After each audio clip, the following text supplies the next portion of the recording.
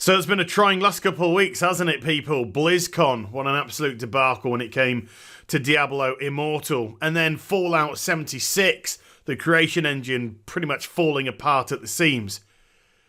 And thank goodness for Yoshi P and Square Enix with Final Fantasy XIV's announcement of a brand new expansion, Shadowbringers. So we're ending the week on a massive high. I may also be coked up to the eyeballs. Hi everybody, it's Az here from HeelvsBabyface, and I'm not joking, we are ending this week on a massive high, particularly if you're an MMORPG fan and a fan of Final Fantasy XIV, because at their Las Vegas Fan Fest, they announced their brand new expansion coming summer of 2019. Why does that sound familiar? That's like a classic time to release a game. Coming summer 2019, which will be when Classic drops, which will be when 8.2 will likely drop. My goodness me, trying times. And it's going to be called Shadowbringers. So what can we expect from this brand new expansion? Well, first of all, let me just get the standard things out of the way. Yeah, there's going to be new dungeons, new raids, new primals. They're hoping to have 9 dungeons on release, new areas to explore, etc., etc. So all the standard stuff which you would expect with a brand new expansion release. The reason I'd skim over that is because everybody knows that. You know, regardless of what MMORPG it's going to be, that's always the type of content which comes. So, what I want to get into is just a few other things which separate this, and which to me have made this announcement really... What the bloody hell is that? Really, really rather interesting. So, Yoshi P... God... King amongst men, Yoshi P... comes up on stage and announces it. We see this cutscene, this cinematic, absolutely amazing cinematic. By the way, great music which goes alongside this, which I can't show right now. Can we just,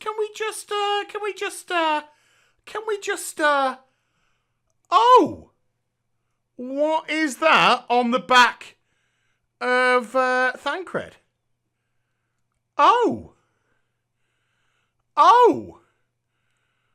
That kind of looks like a gun blade to me. Kind of looks like a gun blade. We'll get to that in a moment. They show off this amazing cinematic. The music is exceptional. The footage is amazing. Voice acted as well. Go to the Square Enix site. Check it out. You need to see this. It's awesome. Absolutely awesome. So, the good stuff, the really kind of interesting stuff. Some new NPC races are coming in. Pixies and dwarves. Dwarves in Final Fantasy XIV. They're going to be merging TP and MP into just MP. Now, this is going to maybe cause a little bit of a stir with some people, because TP is responsible for certain abilities, MP is responsible for other abilities, and they've decided to just whack it all in one, which, yes, will simplify things a wee bit. But the premise of the expansion is really, really interesting. You see, if you don't know, if you're not a player of Final Fantasy XIV, your character is referred to as the Warrior of Light. But this expansion is going to be called Shadowbringers. There you go. Shadowbringers. And so the purpose of the expansion, or the theme, apparently seems to be the Warrior of Light must become the Warrior of Darkness. And so there's going to be a much, much darker tone by the looks of it in this expansion. The story leading into this will be fully explained in 4.5. We'll hear more about 4.5 tomorrow and towards the end of the video as well. But it's very, very intriguing because we have always had this singular pathway. And suddenly it's all going to get turned on its head. Now, we've already discovered about Warriors of Darkness in the current expansion, but now we are going to become one. Okay. So what that entails, how that's going to affect the story, etc., is yet to be seen. I mean, I don't know. I'm not Yoshi P, am I? But yeah, really kind of interesting theme. And we will finally end the war against the Garleans, however you want to pronounce that. And we'll also discover the truth about the Ashens, who they are, what the motivations are, why they're there. And they have been simply a threat since the beginning of A Realm Reborn. So we're going back, for 4 odd years now as regards to that storyline. So these things will come to a head and be resolved in this coming expansion. Exciting stuff. Now, normally they announce maybe 1 or 2 new jobs when it comes to an expansion. They announced at the start there's going to be multiple new jobs in this expansion. And Yoshi P said there was a big hint in the cinematic, which they just showed, and of course I paused it. There is definitely a Gunblade on the back of Thancred. So it looks like Gunblade is going to come as a job. We'll get onto another one towards the end of the video. Interesting spin on the other one. Now, you may have heard me if you've watched my World of Warcraft videos, particularly recently and the critical ones, where I have annihilated professions in the World of Warcraft. They are pathetic. They are absolutely pathetic. And they are shown, not only are they just pathetic in the grand scale of WoW, but when you put the professions of World of Warcraft against the profession system in Final Fantasy XIV, it just exposes it for what it is, which is just nonsense. Just drivel, not even thought about, just plonked in there for the sake of plonking in there. And that's the last type of content you ever want in a video game. Something which just feels as if the devs couldn't give a shit. Couldn't give a toss about it. Just stick it in, stick some patterns in, whatever. And that's what it feels like in WoW. The profession system in Final Fantasy XIV is so in-depth that you could technically just play as a crafter if you wanted to. Crafter-gatherer if you wanted to. It is that deep. Great way of making money. Really good in-depth system. Really fun to get your teeth into. I've personally been really enjoying it. And Final Fantasy also take this very seriously indeed. And so when they announced, I can't believe I'm going to say this. When they announced there is going to be specific end game content for professions, I was just so excited. But you'd think they're just kind of going to end it there. There will be end game content for professions to be, discussed later on. But no, they went straight into it.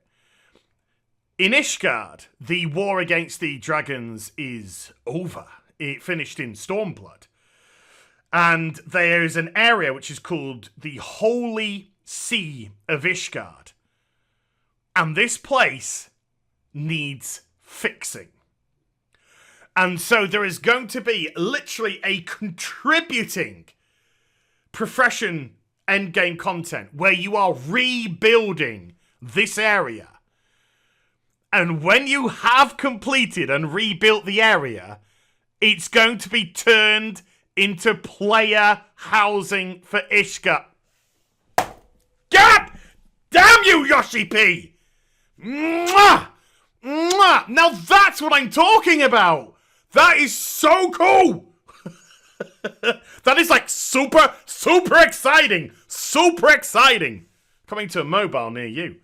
Now that is just such a cool idea. To actually have professions, gatherers, crafters working together, building up an area that can be converted into player housing for people. I don't know, I really took to that idea. I thought it sounded fantastic. I got really excited, as you can probably tell. But I have had way too many drugs. And so, yeah, that sounded absolutely awesome. They're also bringing in a system called the Trust System. Now, the Trust System, if you're a player of Final Fantasy XI, now I dipped out of Final Fantasy XI in 2007 when I started playing World of Warcraft. So that's the last time I played Final Fantasy XI. But there's a Trust System there which allows you to play alongside NPCs. Now, they're actually going to bring in the Trust System for Shadowbringers. And here's the twist.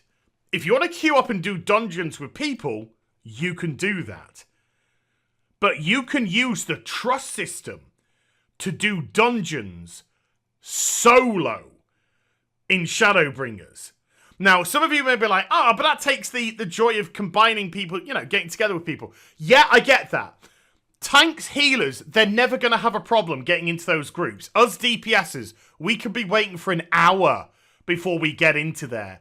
And this is a great way for DPSers to be able to alleviate some of the queue by some of them being pushed out into the solo area. So the DPSers that want to remain social still can, and the DPSers that are just like, I really don't fancy waiting around for a bit, I want to just get in here and team up with an NPC and get on with it. Now, as regards to which NPCs, they've left that a little bit open.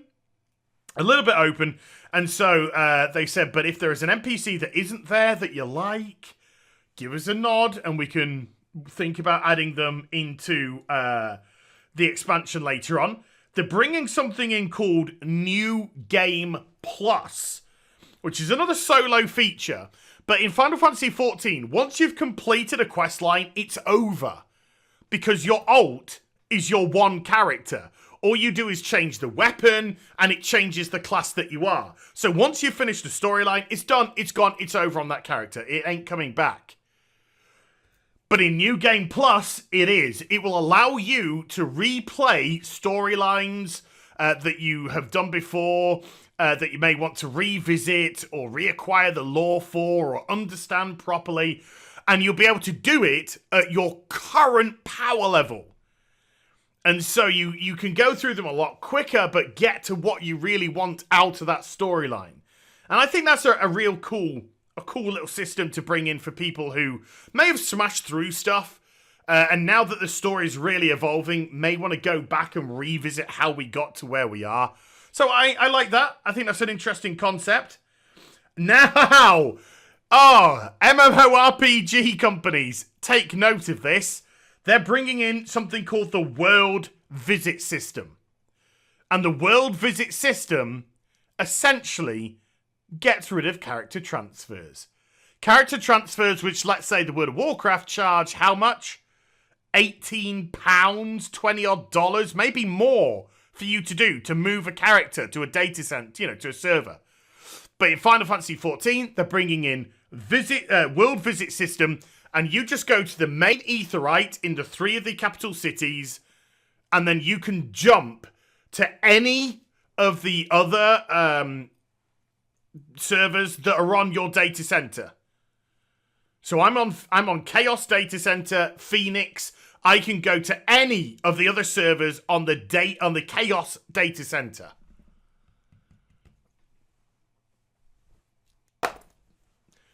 How much money does that save for people who can't play with friends, whose own server may be full?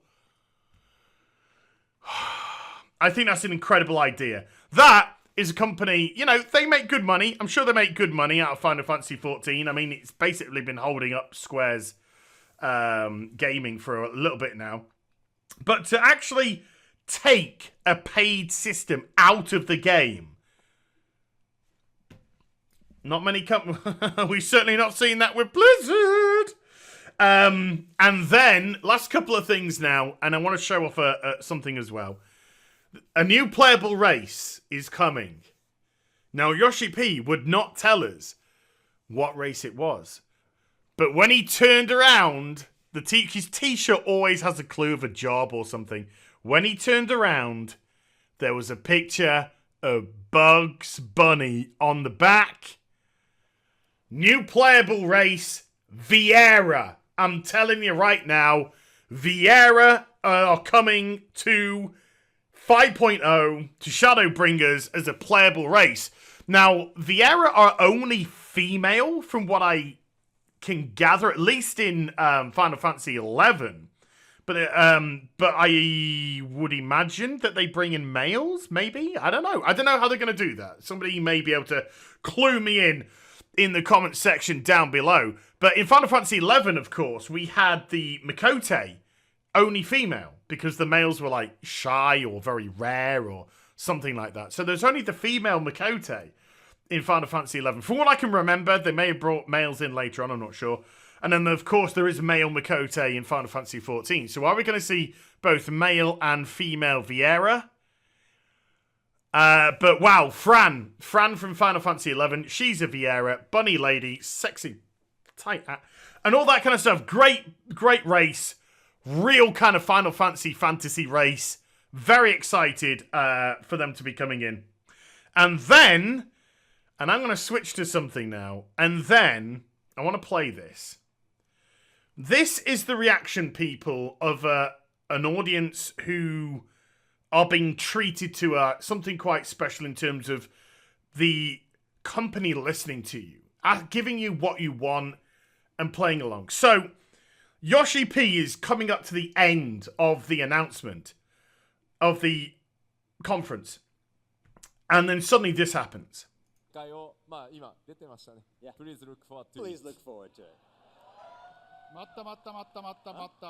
Oh, ちょっと待って、ちょっと待って。Hold on there. ちょっと待って、ちょっと待って。ちょっと待ってくださいよ。Ladies and gentlemen, this guy here, dressed up like a mentalist, it's the Blue Mage, by the way. This is the president of Square Enix. The president of Square Enix. Coming out on stage for a bit. Coming out on stage for a bit with Yoshi P to introduce Blue Mage. Now, I'm going to scooch the footage on a wee bit and just listen to the fan reaction when everything gets officially announced. It is quite incredible, and to be honest with you, gets me a little bit emotional. But just listen to this. Good job, the Blue Mage. ただしこれ、シャドーブリンガーズの新しいジョブではないです。This is not the new job for 5.0.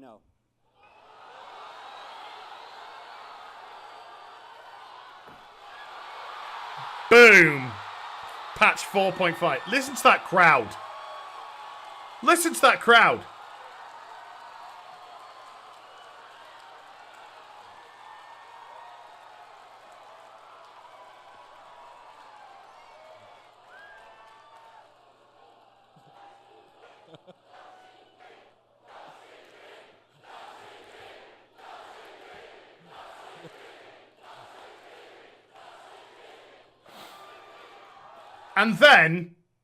And then, oh, Yoshi, shush. And then Yoshi goes on to say, hey, for all the love of cheering my name, it wasn't me that did this. This is the developers. And so the crowd start chanting for developers. It was quite an emotional moment. In actual fact, there are quite a few emotional moments in the whole presentation as people were just getting blown away as things which they'd wanted, things which they had hoped for were getting announced, things which they didn't expect. With this whole of the Ishgard player housing, they just thought if they're going to bring Ishgard player housing in, they'd just bring player housing into Ishgard and people just go, yay. But no, let's design some content around it. Let's get the crafters into it and rebuild it, then unlock it as player housing. Really clever little things like that.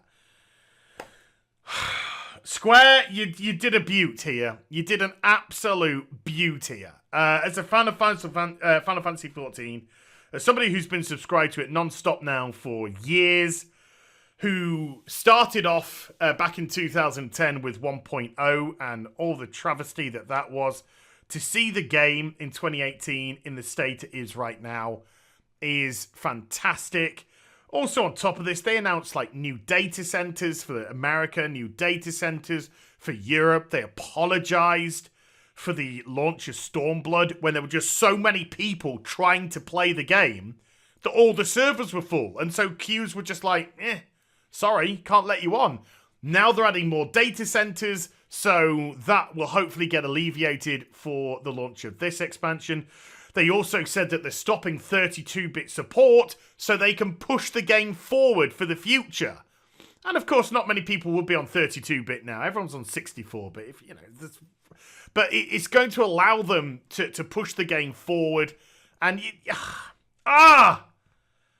exciting times are ahead. So the Thunderfest continues for another couple of days. Lots more information is going to come out, not just about Shadowbringers, but also about 4.5 as well.